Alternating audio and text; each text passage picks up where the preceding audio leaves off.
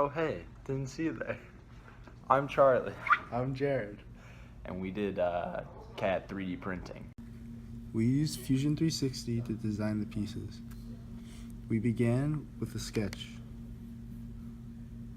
We made a profile of the piece, and then we revolved it around the axis to make the piece.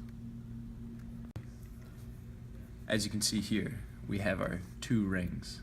For this ring, we extruded a circle, but with the extrusion tool, you can only get flat edges unless you decide to fillet them, which is a very helpful tool. And here we have a circle that we revolved around an axis, and which is nice, but the limitations of the revolve tool is that you can only create completely symmetrical things. So in order to print the pieces, we uploaded our files onto 3D Printer OS. So we oriented them in an upward direction so that there would be less scaffolding, and so it'll print the best. We added 4 different files into the same section so we could print them all at the same time.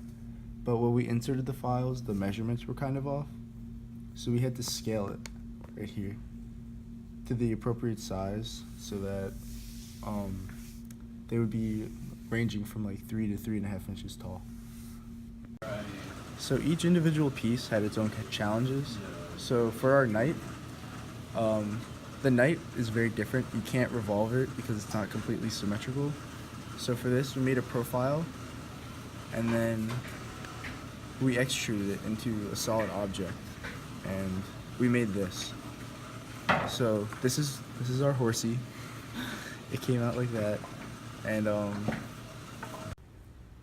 we printed our pieces, we did it in 2 separate prints, and one of the problems was when we transported the file from Fusion 360 to 3D Printer OS, our scales got mixed up, and we did not successfully scale them to each other.